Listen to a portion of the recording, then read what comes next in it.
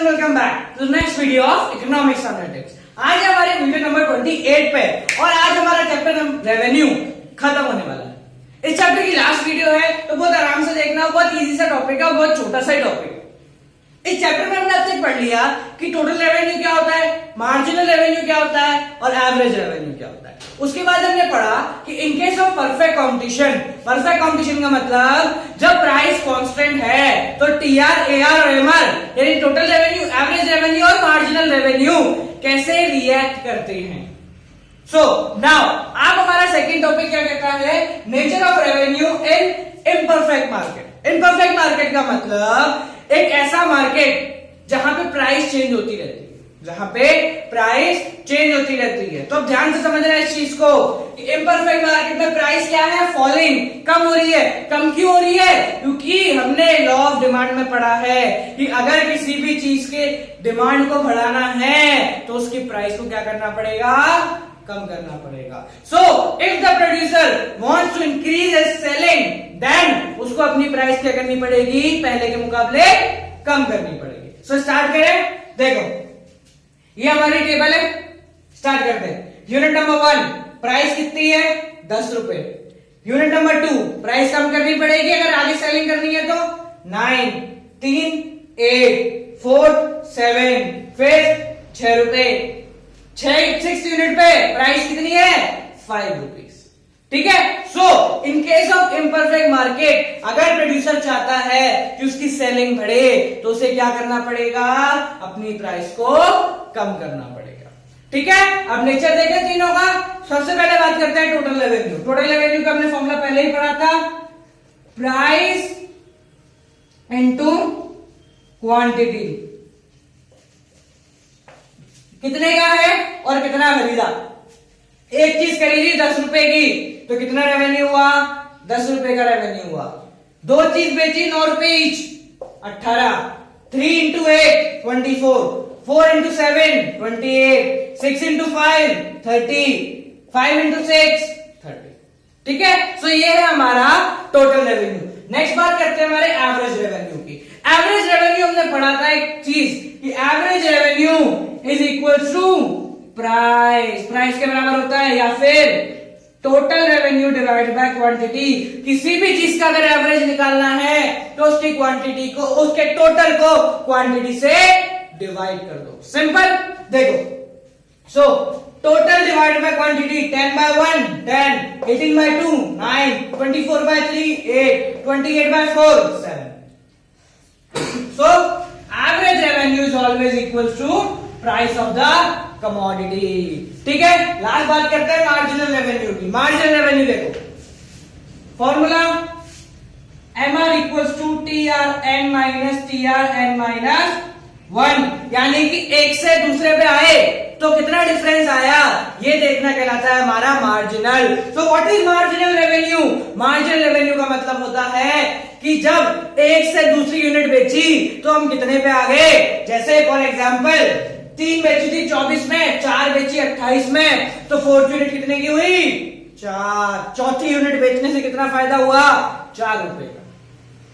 तो मार्जिन निकाले। देखो पहले पे 10 टीआर में से पहला 10 रुपए में जा रहा था, 2 मिला के 18 में गई। सो अगली यूनिट पे कितना रेवेन्यू हुआ, 8 यूनिट। 2 18 में जा रही थी, 3 गई 24 में, तो कितना हुआ 24 माइनस 18 यानी कि 6। Similarly 28 minus 24 4, 30 minus 28 2, 30 minus 30 0। अब सबसे इंपॉर्टेंट चीज कि मार्जिनल रेवेन्यू कभी भी नेगेटिव नहीं होता। मार्जिनल रेवेन्यू कभी भी नेगेटिव नहीं होता। हमने ये पढ़ा है कि अब तक जितनी भी मार्जिनल चीजें देखी है, whether it is marginal utility, marginal product, marginal cost, सब देखा है कि अगर वो गिरती है तो नेगेटिव होंगी। But in case of marginal revenue ये कभी भी नेगेटिव नहीं होगा। ये 0 पे आके रुक जाएगा। ये 0 पे आके क्यों रुकेगा? सिंपल। इसका मतलब अगली चीज कितने में बेची या अगली चीज बेचने से मुझे कितना फायदा हुआ। देखो यहाँ पे 10 का फायदा 8 6 4 2 0, 8 6 सॉरी 10 8 6 4 2 0, यानी कि जो हमारा मार्जिनल रेवेन्यू है वो लगातार गिर रहा है। और when we were selling 6th unit, जब 6ठी यूनिट बेची तो फायदा कितना हुआ? 0 का। इसका मतलब कि इस यूनिट से मुझे कुछ भी नहीं मिला, तो अगली यूनिट बनाऊंगा तो क्या बाबा जी का ठुल्लू कुछ कमाऊंगा? अगली यूनिट में कभी नहीं सेल करूंगा। क्यों नहीं करूंगा? क्योंकि मुझे पता है कि इसके बाद अगर मार्जिनल रेवेन्यू -2 आ गया, इसका मतलब मैं सामान भी दे रहा हूं, बदले में 2 रुपए भी दे रहा हूं। Is it possible? कभी पॉसिबल नहीं है। ठीक है कि दुकान पे जाओ, भाई साहब पेन लेना, वो पेन भी दे दे, बोले 5 रुपए मेरे तरफ से ले जाओ, ऐसा होता है अभी? It's not possible. So marginal revenue कभी भी नेगेटिव नहीं होता, ज्यादा से ज्यादा एट एन एक्सट्रीम कंडीशन वो 0 हो जाएगा, बट 0 के बाद कभी भी नेगेटिव नहीं होगा, क्योंकि कोई भी प्रोड्यूसर फ्री में चीज बेचेगा कभी ना कभी, बट ऐसे चीज नहीं बेचेगा कि सामान भी ले जाओ और पैसे भी मुझसे ही ले जाओ। ठीक है, आगे बढ़ते हैं। अब इसका डायग्राम देखें, देखो ये हमारा टोटल रेवेन्यू, ये बढ़ रहा है, ये टोटल रेवेन्यू लगातार बढ़ रहा है, मार्जिनल रेवेन्यू कम हो रहा है, एवरेज रेवेन्यू भी कम हो रहा है। एवरेज रेवेन्यू किसके बराबर है? प्राइस के बराबर। देखो ये बढ़ा और 1 पॉइंट पे आके क्या हो गया? कांस्टेंट। ये बढ़ा और 1 पॉइंट पे आके कैसा हो गया? Constant. And when it is constant, जब 30 से 30 रहा तो मार्जिनल कितना हो गया हमारा? 0। यानी कि अगली यूनिट से कितना फायदा हुआ? 0। ठीक है, सो हमेशा याद रखना टीआर कभी भी नीचे नहीं आएगा, टीआर कभी कम नहीं होगा, क्योंकि टोटल रेवेन्यू के कम होने का मतलब मार्जिनल रेवेन्यू नेगेटिव हो गया, और मार्जिनल रेवेन्यू कभी भी नेगेटिव नहीं होता।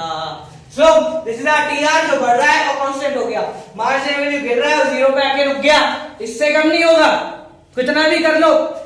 5 रुपए से कम में नहीं बेचेगा सामान, क्योंकि उसको पड़ी 5 रुपए का है, उससे कम में कैसे बेच देगा?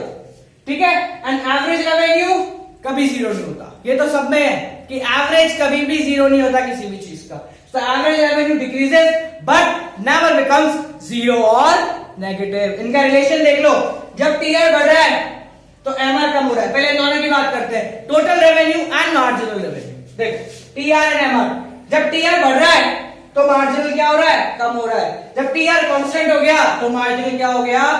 0 हो गया। ठीक है, सिंपल सी चीज है।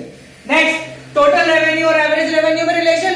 टोटल जैसे जैसे हम आगे बढ़े टोटल बढ़ता गया, एवरेज क्या हो रहा है? कम हो रहा है, क्योंकि एवरेज किसके बराबर होता है? Average revenue is always equals to price. और हमने पढ़ा है in case of imperfect market price हमेशा क्या होता है? डिक्रीज। ठीक है, सो ये है हमारा रिलेशन टीआर, एआर, एमआर के बीच। लास्ट चीज ये बोल देते हैं कि इन दोनों के बीच का रिलेशन बताओ, यानी define the relation between average revenue and marginal revenue. Price और अगली यूनिट बेचने से कितना फायदा हुआ, इसमें रिलेशन सिंपल है। देखो दोनों कम हो रहे हैं, ठीक है, एमआर 0 हो सकता है, एआर कभी भी 0 नहीं हो सकता। एमआर बहुत जल्दी गिर जाएगा, मार्जिनल रेवेन्यू बहुत जल्दी गिर गया। देखो 24 से 28 यानी मार्जिनल कितना हो गया? 4, जबकि एवरेज कितना रहा? 8 से 7। हमेशा याद रखना कि मार्जिनल बहुत जल्दी गिर जाता है और एवरेज बहुत धीरे धीरे गिरता है। ठीक है, सो this is the relation between AR, TR and MR. ठीक है, सो ये हमारा रिलेशन हो गया इन तीनों के बीच में। ये थी हमारी आज की वीडियो। इसमें हमने क्या देखा कि nature of revenue in imperfect market, और टीआर और एआर, एआर और एमआर, टीआर और एमआर, इनके बीच में क्या रिलेशन होता है। सो this is it for the chapter of revenue. Revenue chapter खत्म हो गया बॉस, 2 वीडियो थी इसकी, बस 2 ही बहुत है, इससे ज्यादा नहीं बनेगी। ठीक है, तो ये हमारा चैप्टर हो गया समाप्त। इसके बाद जो हम अगला चैप्टर स्टार्ट करेंगे वो इकोनॉमिक्स का सबसे इजी चैप्टर है, जो कि है प्रोड्यूसर इक्विलिब्रियम, जो 1 से 2 वीडियो में खत्म हो जाएगा। ठीक है, तो ये तो हुई वीडियो की बात। वीडियो नंबर 28 फिनिश हो गई। वीडियो की ending in the same way. ये मेरी किताब है, जिसको भी ये वीडियो अच्छी लगे, और अब इससे पहले की जो 27 वीडियो और 27 वीडियो और बन चुकी हैं, वो अगर अच्छी लगे और जो ये बुक खरीदना चाहे वो मुझसे कांटेक्ट कर सकता है। मेरा कांटेक्ट नंबर 7690041256। ये मेरा कांटेक्ट नंबर है, मुझसे व्हाट्सएप पे कांटेक्ट करो with the name of economics on your test, और ये बुक लेके जाओ। इस बुक की प्राइस कोई ज्यादा नहीं है, और अभी सिल्वर जुबली ऑफर चल रहा है, तो इस बुक की प्राइस एट 20% डिस्काउंट मिल जाएगी। ठीक है, और जिसको भी ये बुक एट 20% डिस्काउंट चाहिए वो मुझसे जल्दी से जल्दी कांटेक्ट करें। क्यों? क्योंकि जो 8 बुक सिल्वर जुबली के ऑफर में थी, उसमें सिर्फ 1 बुक बाकी है, बाकी 7 बुक गए। ठीक है। तो गाइस जिसको भी ये बुक खरीदनी है मुझसे कांटेक्ट कर लो, अगर डिस्काउंट में चाहिए तो जल्दी करो, आराम से लेनी है तो इट्स योर चॉइस, ठीक है। Keep on watching economics on tips और contact me if you like the video and want to purchase this book. Have fun guys.